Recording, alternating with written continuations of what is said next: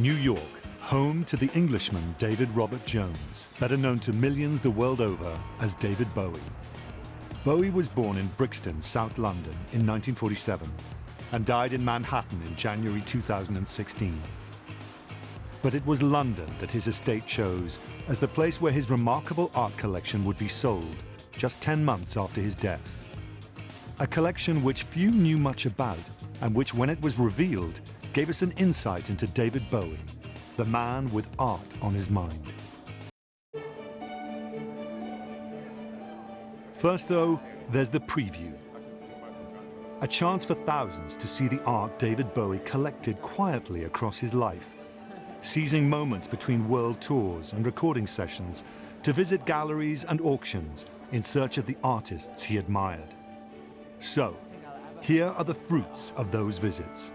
Everything from the abstraction of Jean-Michel Basquiat to modern British art.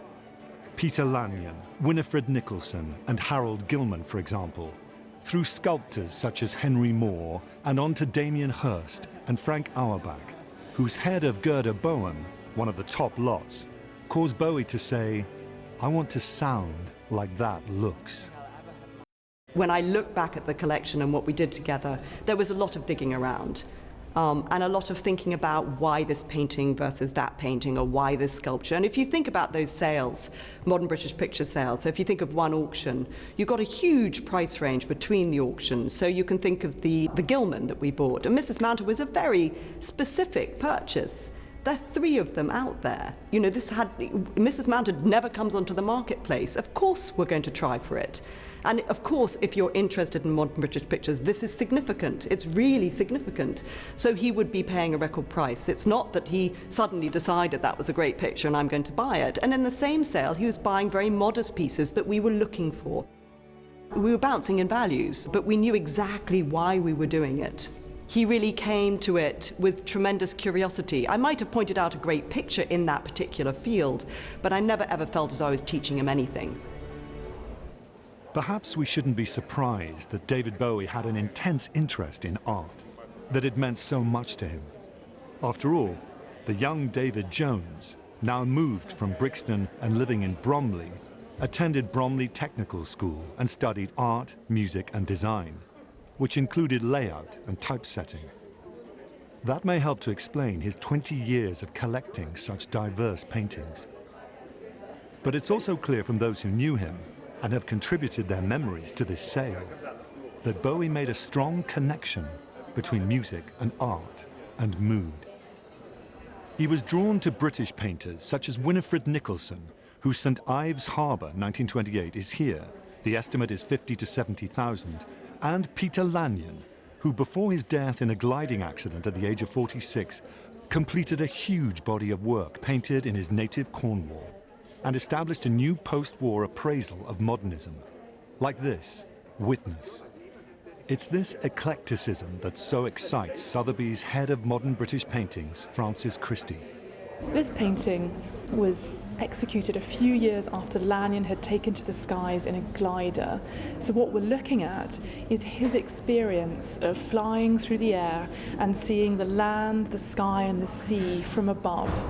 And I think when you know that, you really understand the expressive brushstrokes that he's making. You can see flashes of blue, the sky or the sea, flashes of green, that very English, luscious colour of the fields, and then these really dynamic black strokes.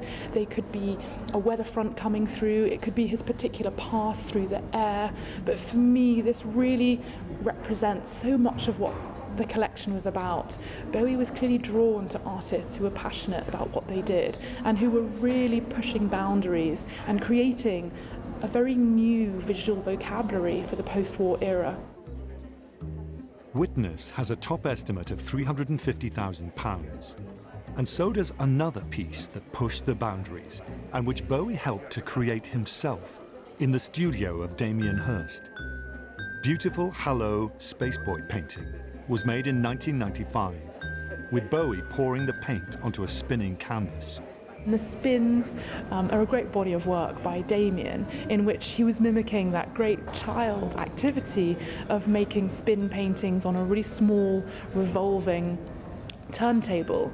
for these big spins, a huge canvas would be placed on the turntable, and Bowie came to Damien's studio, and the two of them literally poured paint together onto the canvas and created what we stand in front of now together. Damien wrote a great piece for our catalogue in which he said he deliberately told Bowie to come in, some old clothes because it's quite a messy activity. But sure enough, Bowie came top to toe in designer clothes, but didn't give two hoots about what he was wearing. And they had a really, really fun afternoon together, spinning to create what we have behind us now. There's an estimate of up to £500,000 on the Frank Auerbach head of girder bone, but a suspicion that it will fetch much more. Auerbach moved from Berlin to London in 1939, and this is his cousin, really the only member of his family that he saw after leaving Germany. The year is 1965, and the portrait, with its dripping impasto literally coming out of the board, was one of Bowie's favorites.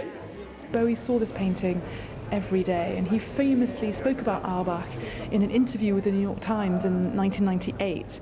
He said that if he was feeling anxious, Auerbach's painting could really bring out that angst.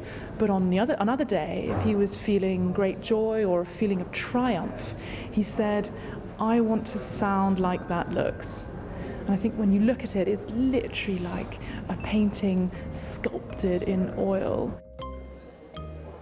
And the big hitters in this sale? Surely, works by Jean-Michel Basquiat, the young artist who fused street culture and high art, but died aged only 28. This is Untitled, painted 4 years before his death in 1988.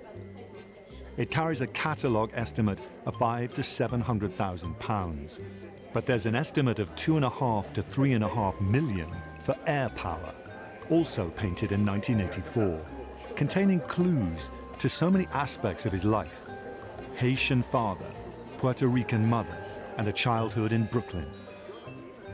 Bowie was really drawn to Basquiat because Basquiat also understood music.